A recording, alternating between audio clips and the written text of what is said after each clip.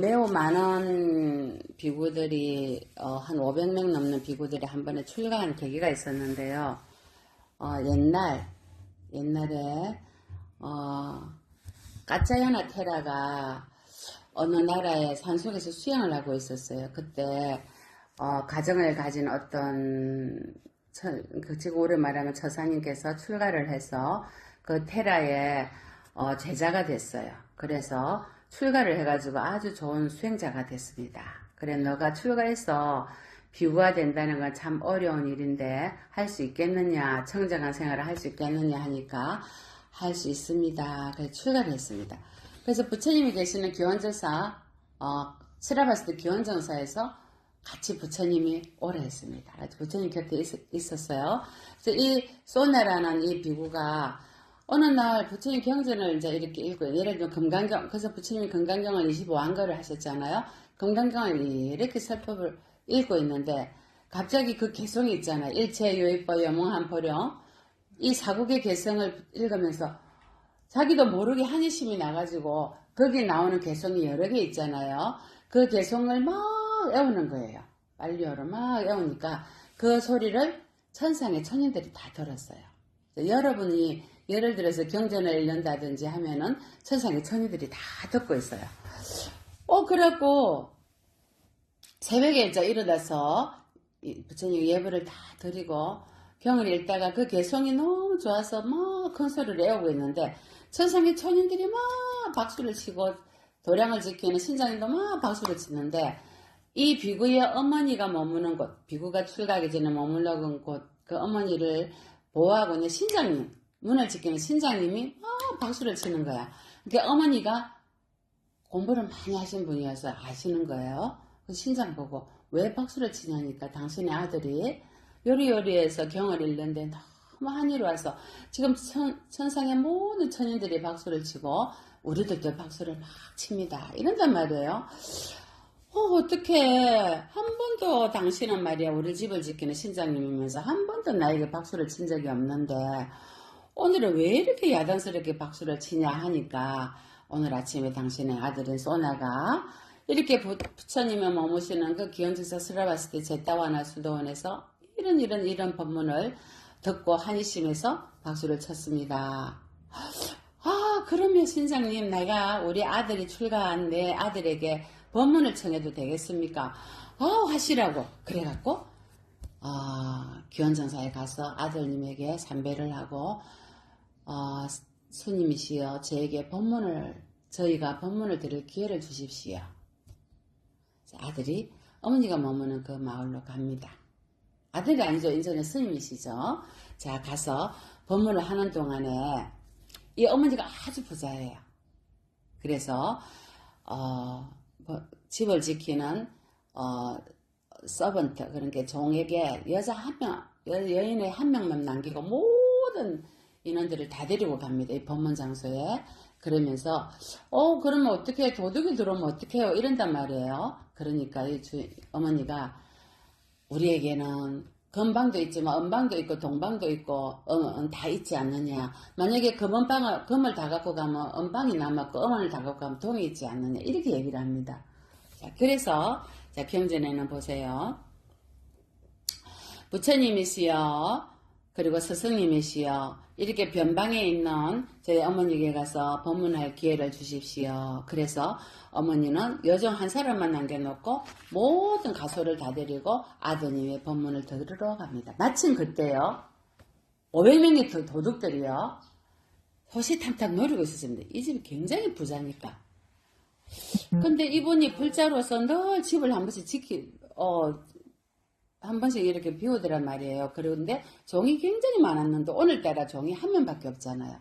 옳지, 기회는 요때다. 근데 이 집에는 왜 물을 집을 전체로 다 파가지고 거기에는 아주 무서운 해파리들을 풀어놓고 독청을 풀어놨어요. 집에 못 들어오도록. 근데 이 도둑들이 그걸 알고요. 물 밑에 땅 밑으로 그걸 파서 들어갑니다. 이게 하루 만에 한 거 아니겠죠. 호시탐탐 노리고 있었어요. 도둑들이 와가지고요. 금동전을 다 갖고 갑니다. 금창고를. 먼저 동창고를 다 털어갑니다. 이 여종이 와가지고 많이 큰일 났습니다. 지금 500명이 도둑들이 와가지고 우리 동전 넣어놓은 모든 창고를 다 털어갔습니다. 그때 마침 법문을 하고 있었습니다. 그러니까 마님이 아직 은창고가 남고 금창고가 남지 않았느냐. 여종이 다시 가요. 근데 그 자리에 누가 있었냐면 이 500명의 도둑에 두목이 있었죠. 이거 보려고. 이 엄마가 이 여주인이 언제 가는가 알려주려고. 자, 그 다음에 뭐예요? 또 와갖고 은창고가 다 털렸습니다. 또 이런단 말이에요. 그러니까 또 우리 집에는 금창고가 있지 않느냐. 또 갑니다. 여종이. 그 다음에 뭐예요? 금창고를 다 가져갔어요. 보살 같으면 어떻게 할 거예요? 전화는 어떻게 하겠니? 자, 지금 아들이 스님이 큰 스님, 훌륭한 스님께서 아드님이 막 법문을 하고 있는데 동창고 다 갖고 동전, 은 다 갖고 가, 금까지 다 가져가서 나는 지금 나의 아드님이신 스님께서 이렇게 훌륭한 법문을 하시는데 내가 이 훌륭한 법문을 들을 기회를 너가 방해하지 마라. 금을 다 갖고 갔으면 우리의 생명은 해치지 않지 않느냐. 이러신단 말이에요. 그 옆에 누가 있었어요? 도둑의 대장이 있었잖아. 도둑의 대장이랍니다. 만약에 이런 여인의 돈을 훔쳐간다면 나는 아마 신의 벼락을 면치 못하리라. 나는 죽어서 아니면 바로 이 자리에서 철퇴를 맞으리라. 그러니 지금까지 훔친 것들을 다 제자리로 갖다 놔야 되겠다. 그래가지고 도둑들 500명에게 얘기해서 전부 제자리로 다시 갖다 놓으랍니다. 우리에게 이렇게 훌륭한 어머니가 계신 이 스님이 계신 이 집안의 재물은 단 한 푼도 훔치면 안 되겠다. 제자리 다 갖다 놓습니다. 자, 보세요. 이 도둑이 이런 거야. 이러한 마음을 가진 여인이라면 많은 신들이 이 집을 애워하고 도와주고 있을 거다. 아까 신장이 있었죠. 근데 신장이 왜 물리치지 않았겠어요? 이 500명의 도둑이 출가를 할 기회가 됐단 말이야. 때가 된 걸 안 거예요. 그래서 가져가도록 놔둔 거예요. 근데 이 도둑은 안 거예요. 이런 마음을 가진 여인이라면 이 집을 지키는 신장님이 반드시 있을 것이다. 그러니 이 집의 재물은 단 한 푼도 훔쳐서는 안 되겠다. 그래가 이 이야기를 부처님께 하신단 말이에요. 근데 이때 부처님께서 이렇게 말씀하세요. 그거 다 보고 계셨거든요. 근데 부처님 부처님은 기원정사에 계셨고 이 소나 비구는 멀리 변방에 있었단 말이에요. 부처님께서 다 백호 미간으로 다 보시고 말씀하신 거예요. 정의는 정의롭게 바르게 살아가는 사람을 보호한다. 정의로운 삶은 마침내 행복을 가져오나니 이것이 정의로운 사람의 이익 때문이라. 정의롭게 살아가는 사람은 결코 고통의 세계에 가지 않느니라. 이렇게 법문을 해주셨어요. 여기 백호비관으로. 자, 도둑의 두목이 그 설법을 듣고 난 뒤에 제발 저희들을 용서해 주십시오. 저는 마님을 죽이려고 마님 곁에 앉아 있다가 만약에 우리 도둑들이 도둑질을 하고 있는데 마님이 집에 간다고 여종이 왔잖아요. 왔는데 나 집에 가야 된다. 금전을 지켜야 되니까 일어났더라면 마님 곁에 딱 붙어 앉아 칼을 들고 있었거든요. 도둑의 두목이. 그때 제가 찔러서 마님을 죽이고 도망가려고 했습니다. 그러니 저를 용서해 주십시오. 그러니까 어머니가 도둑의 대장이요. 나는 당신을 용서해 드리겠습니다. 그 말을 듣고요. 저희들도 당신의 어머니처럼 여인의 어머니처럼 저희들도 출가를 하고 싶습니다. 저희들의 출가를 받아주십시오. 라고 아드님께 얘기합니다. 그래서 그 소나 비구가 이 500명의 비구들을 다 출가를 시킵니다. 부처님께 데리고 가거든요. 사랑하는 아들이여, 이들도 너의 너그러움과 너의 설법의 감명을 받고 출가하고자 하오니 비구의 일원이 되고 싶다고 하고 있어. 그들을 받아주시기 바라오. 어머님이 간청했습니다. 그래서 소나 비구가 비구를 데리고 500명의 비구를 데리고 부처님께 갑니다. 그때 부처님께서 9편의 개성을 말씀하세요. 우리 부처님 경전에서요 9편의 개성을 한꺼번에 그 자리에서 법문을 하신 경전이에요. 뭐라고 하시는지 보세요. 비구가 고요히 자비선정에 머물러서 열애의 가르침에 기쁨을 가지면 마침내 평화로운 길에 이르러서 모든 존재의 조건을 없애고 행복하다. 자, 모든 존재의 조건, 윤회의 조건, 다시 재생 연결에 들어가는 조건, 번뇌의 조건이 뭐예요? 애착과, 집착과, 가래와 번뇌, 무명이자. 모든 번뇌의 조건을 다 없애고 행복하니라. 비구요. 500명의 비구에게 말하는 거예요. 너 배에 더러운 것을 모두 비우면 너 배는 가벼워 순조롭게 항해하느니라. 너 배라는 것은 이 몸을 말하죠. 더러운 것은 뭐예요? 또한 감각적인 욕망과 성내는 마음도 모두 부숴버릴지니 그러면 바로 니르바나 열반에 이르게 되니라. 더러운 건 뭐예요? 삿된 색깔 10악업을 말하는 거예요. 제가 10악업은 말씀 안 드려도 알겠죠? 비고요. 5가지 낮은 얽매임을 끊고 5가지 높은 얽매임을 포기하며 5가지 힘을 개발해라. 비구가 5가지 얽매임에서 벗어나면 진실로 생사의 큰 물결을 거슬렀다 이르리라. 여기서 말하는 5가지 얽매임이 뭐냐면요. 자아가 있다는 유신경. 자아에 대한 집착 이거예요. 그 다음에 법에 대한 의심. 부처님이 이렇게 사성제 8정도 이렇게 말씀하셨는데 그래 의심. 두 번째. 세 번째는요. 뭐예요? 개 꼭 지켜야 되나? 개에 대한 의심. 그 다음 삿된 의식에 대한 의심. 삿된 의심을 늘 하려고 하는 개 금치견. 삿된 사견이죠. 여기에 대한 잘못된 생각, 집착이에요. 그건 집착이거든요. 네 번째, 감각적 욕망에 대한 추구, 오욕락. 만족돼요? 안 된댔죠? 5번째, 탐진치 3가지. 이건 탐진치 만의 5가지를 다 생각하셔도 돼요. 탐진치 만의 교만, 거만, 오만, 교만, 자만, 의심. 모든 것에 대한 의심. 자, 이 5가지 낮은 얽매임을 끊고 5가지 높은 얽매임을 포기하라 하셨어요. 5가지 높은 얽매임이 뭐냐면요. 내가 다시 몸을 받아서 태어나고 싶어. 윤회석에 다시 들어가고 싶어. 난 다음 생에 아름다운 여인으로 태어나서 많은 사랑을 받고 싶어. 윤회하고자 하는 욕망. 첫 번째예요. 두 번째는 뭐예요? 몸 없이 나는 육신이 없이 천상세계에 태어나고 싶어. 천상에 태어나고 싶은 것도 욕망이에요. 세 번째는요. 교만과 속임수예요. 교만과 속임수. 네 번째는요. 초조하고 불안이에요. 항상 초조하고 불안해요. 5번째는요. 무지와 무명이에요. 무지와 무명. 이런 것들 높은 5가지 높은 얽매임을 포기해라. 그 말은 몸이 없는 천상이나 새끼나 무새끼나 이런 곳에 태어나고 싶다는 생각 갖지 마라 이런 거예요. 그리고 5가지 힘을 개발해라. 이걸 오력이라고 해요. 오력. 5가지 힘을 개발해라. 5가지 힘은요. 이건 신심이야. 믿음. 노력. 어떤 노력? 악한 것은 짓지 말고 일어나지 않게 하고 바른 것은 계속 선장하고 일어나지 않은 바른 것을 일으켜라. 이거 바른 노력이죠. 8정도의 정건이야. 바른 노력. 노력이에요. 자, 세 번째는 뭐예요? 오력 중에 사띠, 마음 집중이에요. 사띠, 빨리어라 사띠. 마음 집중해라. 어디든지 마음 집중해서 알아차려라. 마음 집중이 가면 바로 알아차려지죠. 마음 집중이 이어서 알아차림이 이어지면 뭐가 되나요? 지혜가 개발되죠.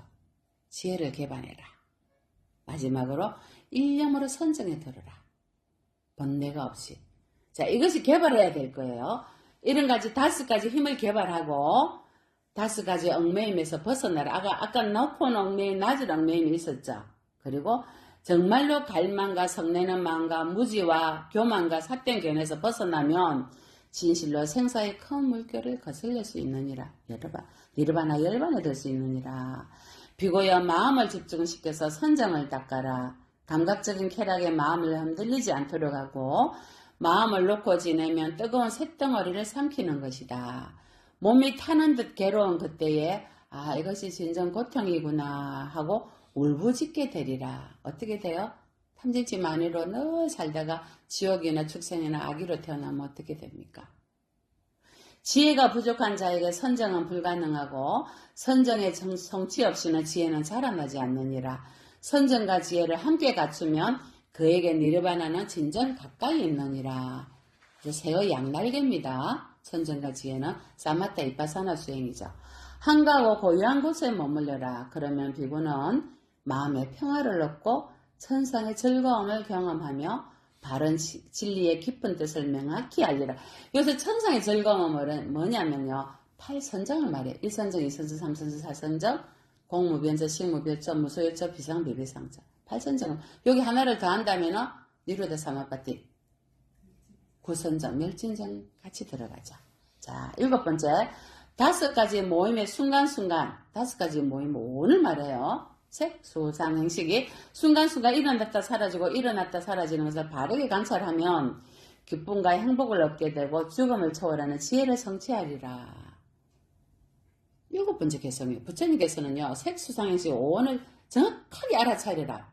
오원이 무상한 이치를 일어났다 사라지고 일어났다 사라지는 파동일 뿐이다. 파초와 같댔잖아요. 8번째요. 이것이 슬기로운 비고 생활을 시작하여 이 세상을 바르게 살아가는 길이다. 감각기관을 잘 다스리고 적게 얻어도 만족하고 기본적인 계에 따라 청정하게 살아가는 것이다. 누구든지 간에 착한 벗을 사귀어서 바르게 행동하고 고상하게 살며 겸손하고 진실한 말씨를 쓰면 그로부터 많은 즐거움을 얻고 모든 고통은 끝나리라. 이 설백 끝에요. 소나를 따라고 500비구가 있었잖아요. 소나와 더불어서 500비구들이 아란을 다 얻어요. 그래서 500아란이에요.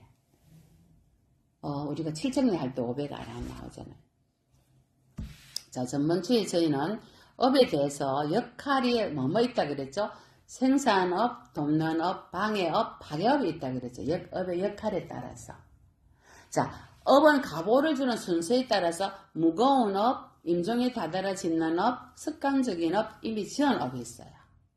자, 가보를 받는 시기에 따라서 금생에 받는 업, 다음 생, 내생에 받는 업, 세 번째 3생부터 받는 업, 효력을 상실한 업, 4가지가 있어요. 가보를 받는 순서에 따라서. 가보를 주는 장소에 따라서 해로운 업, 욕계에 유익한 업, 색계의 업, 색계에 유익한 업, 무색계에 유익한 업, 욕계, 색계, 무색계 장소에 따라서 업의 종류가 있어요. 전번주에는 역할에 따라서 생산업, 돕는업, 방해업, 파괴업이 있다고 여러분께 말씀드렸고, 자, 아비달마에서 부처님께서는 가보를 주는 순서에 따라서 무거운 업, 임종에 다다라 지은 업, 습관적인 업, 이미 지은 업 4가지가 있다 했습니다. 자, 그러면 이 중에서 어느 것이 가장 무거운 업일까요? 4가지 중에 무엇이 가장 무서운 업일까요? 무거운 업이에요. 무섭다는 것은 악한 업을 많이 지어서 무거운 업을 지어서 지옥에 가는 업이라든지 선정을 많이 닦고 바람일면을 많이 해서 높은 천상에 가든지 윤회에서 벗어나게 하는 업을 말하는 무거운 업이라 그래요. 그럼 2번째, 그러면 욕계, 색계, 무색계 중에 색계, 무색계를 가는 좋은 선정을 닦아서 좋은 무거운 업을 많이 지었다면 내가 지은 업은 그 공덕으로 소멸되자. 이해돼요? 그런 무거운 업을 말해요. 좋은 무거운 업, 나쁜 무거운 업이었어요. 나쁜 무거운 업은 뭐냐면 5가지 오역죄를 짓는 거야. 오역죄는 부처님 몸에 피를 내든지 아버지 엄마를 살해하든지 그리고 뭐예요? 대중들을 이간질을 시켜서 하합 대중들을 거가하게 하든지 부처님을 살해하든지 이러한 것들은 오무간지옥. 이 오무간지옥에 가는 무간업을 지은 오악업은요. 이 생에 지은 업의 그 업의 가보가 다 녹기 전에는 절대로 도의 과를 얻을 수가 없어요. 그 얘가 누구냐면요. 아버지를 죽인 그 왕자 누구였죠? 빈비사라 왕의 아들 아자타 사투도 아버지를 죽였죠. 또 코살라 국왕의 왕의 아들도 이두다바드 아버지를 죽였죠. 아버지를 직접 죽인 건 아니고 모노 장가가 쿠데타를 일으켜가 아버지가 굶어 죽게 만들었죠. 근데 아자타 사투는 부처님께 기해서 나중에는 참여를 하고 많은 공덕을 지었는데 부처님께서 그 아자타 사투에게 무슨 법문을 하셨냐면요. 수담, 사담, 아남, 아랑가를 얻는 방법을 설명해 주셨어요. 법문해 주셨는데 그때 이 아자타 사투가 성인의 과외를 얻을 수 있었어요. 근데 무거운 업이 있었어요. 무슨 업? 빈비사라 왕을 죽인 가부가 있었잖아요. 그래서 무간지옥에 갔죠. 자, 5가지 무거운 업과 좋은 선정을 닦아서 무거운 업을 지어서 높은 천상이나 새끼 무새끼로 가는 무거운 업, 아니면 온 무간지옥에 가는 무거운 업이 있습니다. 무거운 업은 이것이 가장 무거운 업입니다. 자, 두 번째는 임종이 다다라 지은 업이에요. 예를 들면요, 여러분, 소 마구간에 이제 소를 다 풀을 뜯어먹고 이제 소를 다 이었는데 나이든 소가 있었어. 힘이 없잖아. 이제 들어가려고 하면 젊은 소가 탁 치고 턱 들어가, 탁 치고 탁 들어가. 자꾸 치다가 제일 마지막에 나이든 소가 들어가게 돼요. 문을 닫아서 소주인이 아침에 되면 문을 딱 열면 누가 먼저 나와요? 제일 나이 많은 힘이 없던 자꾸 젊은 소한테 치가지고 마지막에 들어간 소가 문을 열면 제일 먼저 뽕 나오죠. 이와 같은 거. 아무리 약한 업이라도 임종 직전에 지은 업이 다음 재생을 하는데 윤회를 하는데 제일 큰 역할을 한다. 먼저 나온다. 그 업이. 예를 들면 악한 업을 짓다가 임종 직전에 부처님께 제일 마음으로 참회를 하고 나무아미타불을 한 번을 딱 불렀어. 평소에는 나무아미타불을 한 번도 안 불렀어요. 그런데 나무아미타불을 한 번을 딱 부르면요. 임종 직전에 아미타 부처님께서 딱 오셔서 딱 데리고 아미타 세계로 모시고 간단 말이에요. 그래서 우리가 임종 직전에 나무아미타불을 귀에다 대고 해주라는 거예요.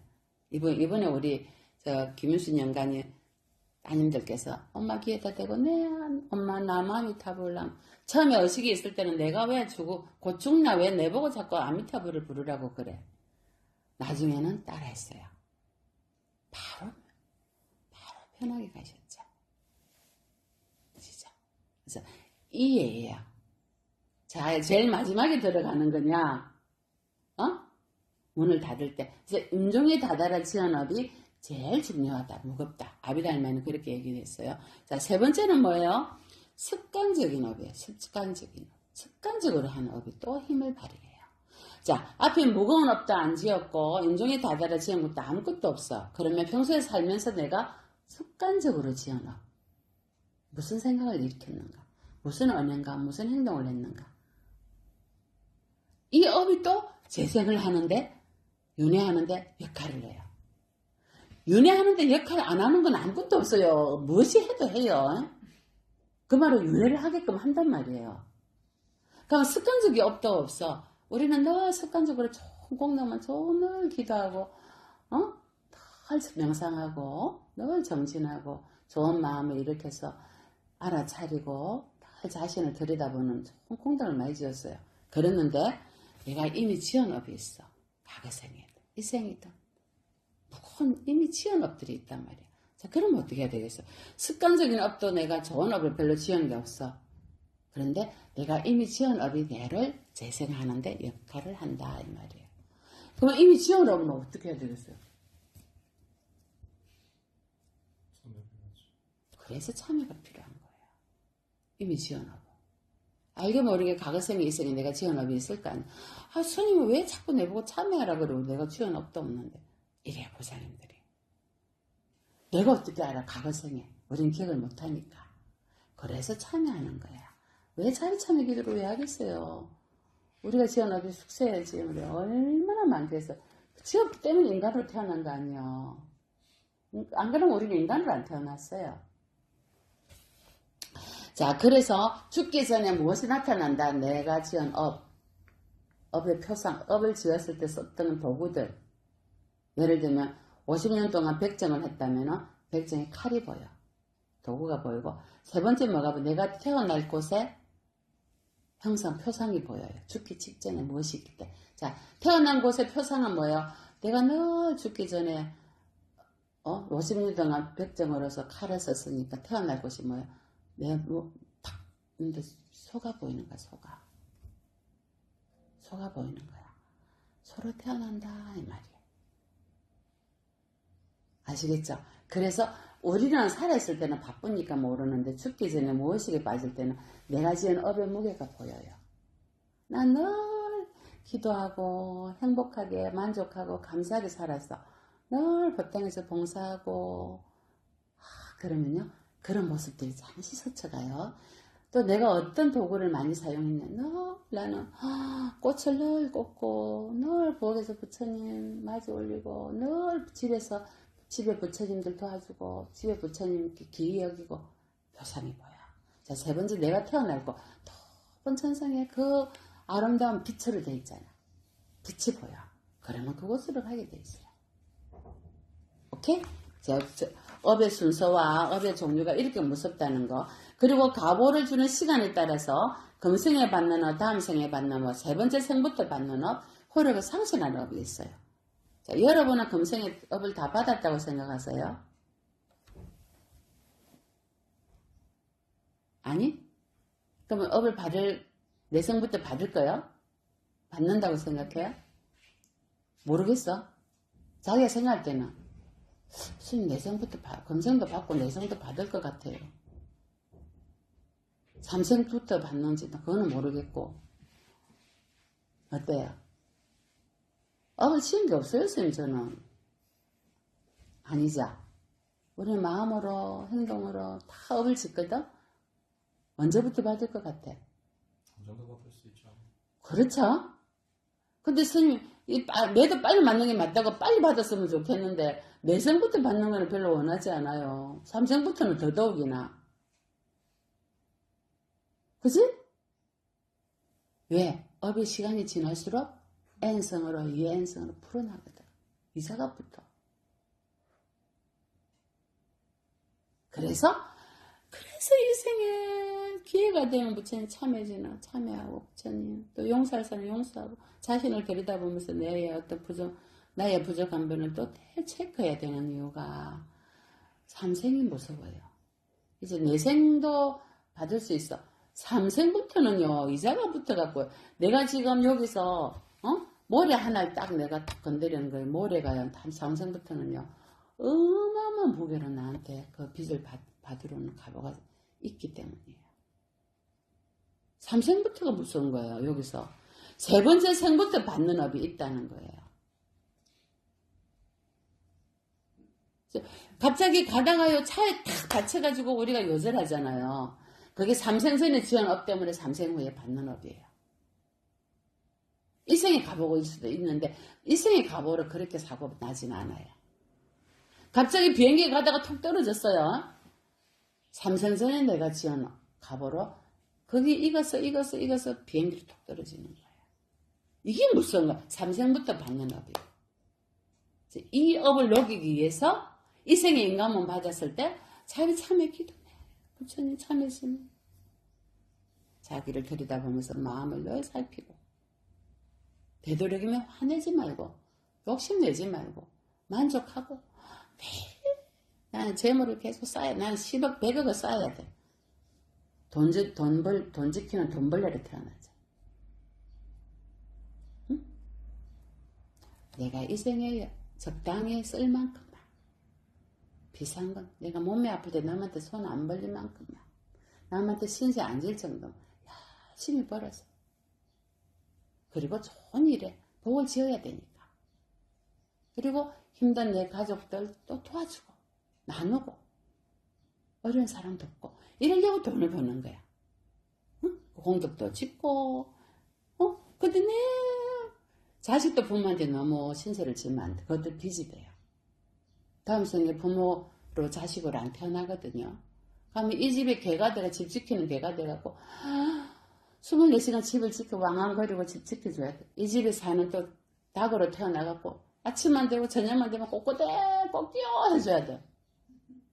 이 집에 사는 반려견이 돼가지고 주인이 나가면은 또 자다가도 주인 나가 빨딱 일어나서 꼬리 흔들어줘야 되고 주인 들어오면 문소리 나면 또 빨딱 일어나서 꼬리 흔들어줘야 되고 배고파도 말도 못하고 이렇게 살아줘야 돼. 빚이 있기 때문에. 빚 때문에 태어나는 거야.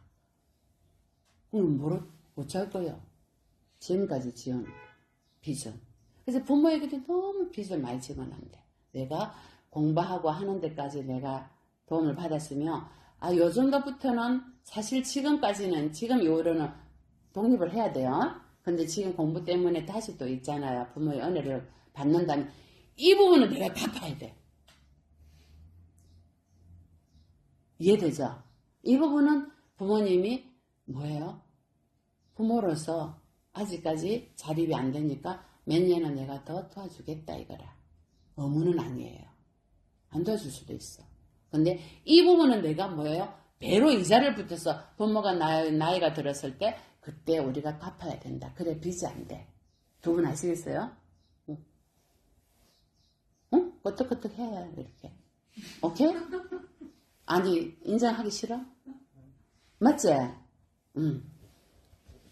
자, 금생에 받는 업은 땡큐야. 금생에 받는 업은 스님이 그랬잖아. 삼생부터 받는 업이 무섭고 금생에 받는 업은 나는 부처님께 그렇게 기도도 하고 잘하는데 왜 이렇게 나는 되는 일이 없고 안 되는 일이 없고 갈수록 더 안 되고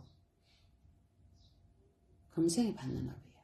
기도를 하고 그렇게 하기 때문에 금생에 받는 거야. 내생에 받을 것, 삼생 뒤에 받을 것.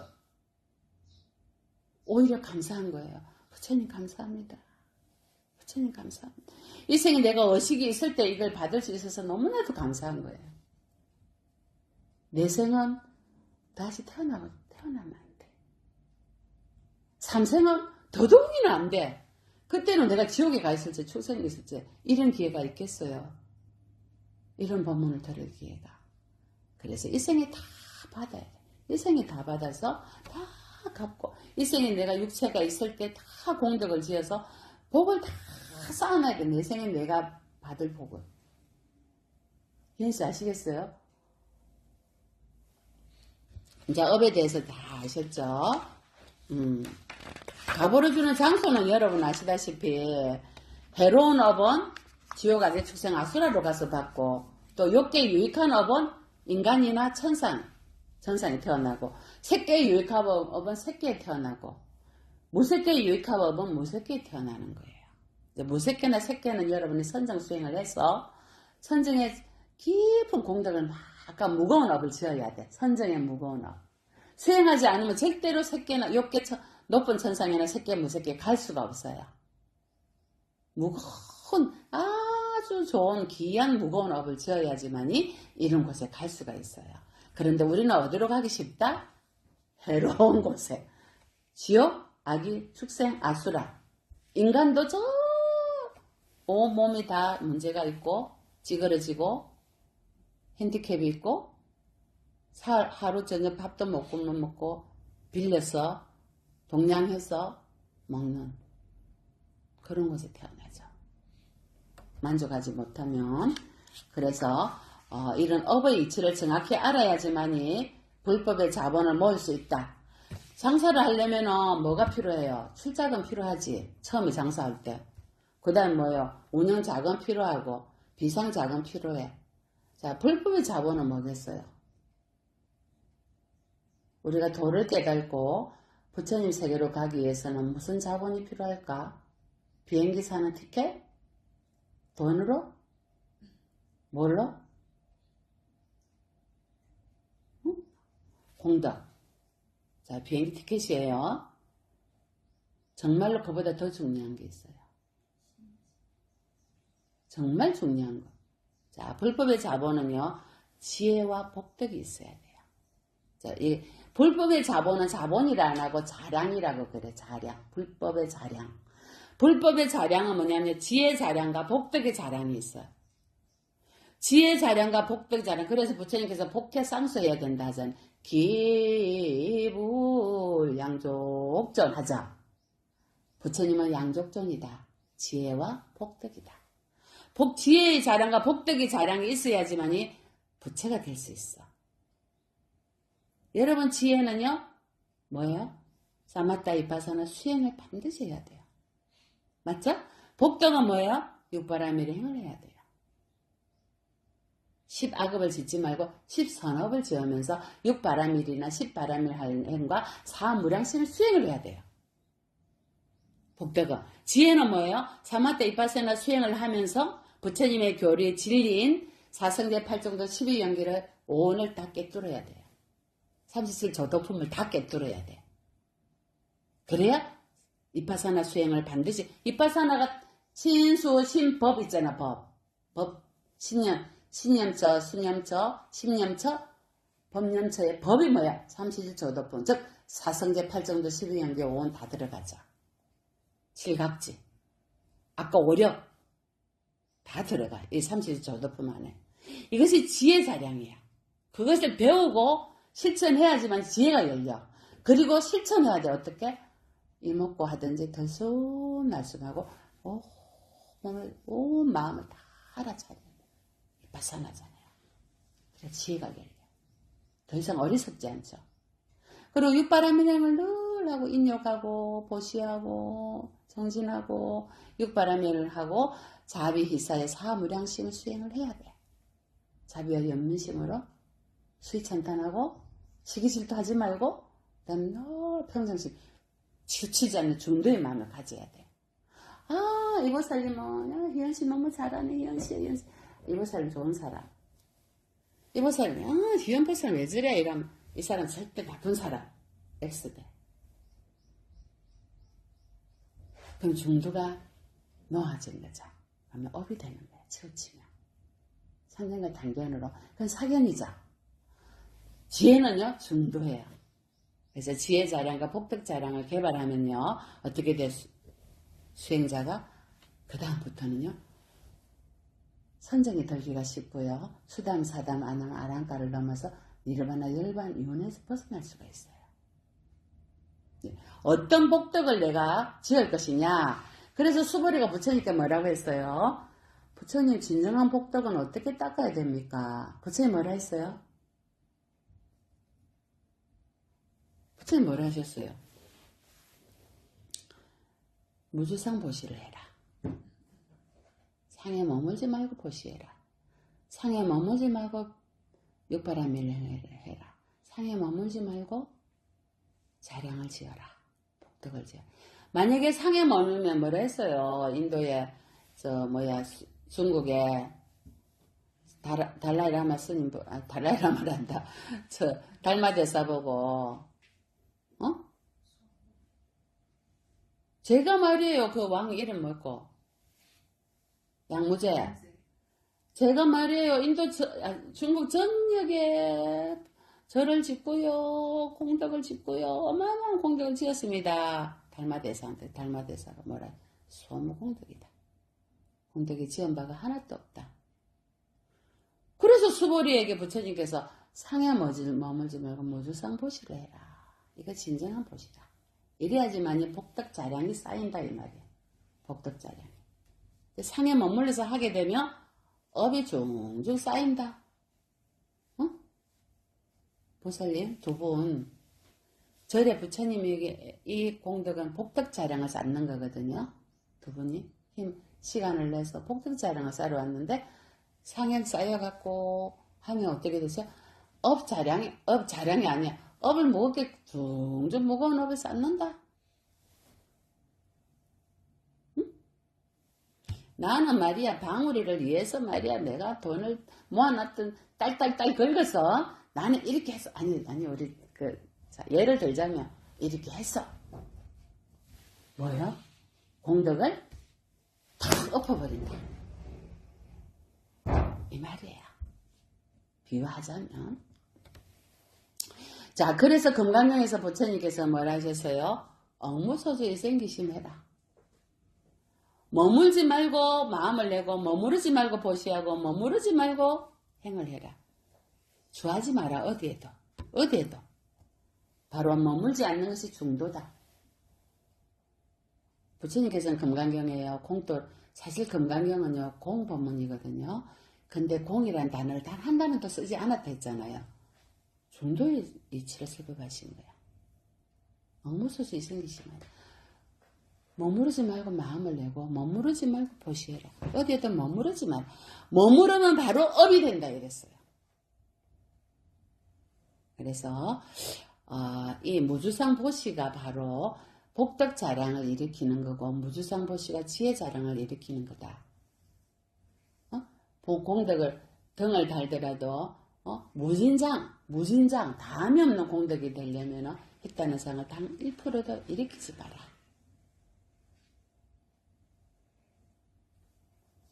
오늘 본문은 이것으로 마치겠습니다. 성불하십시오.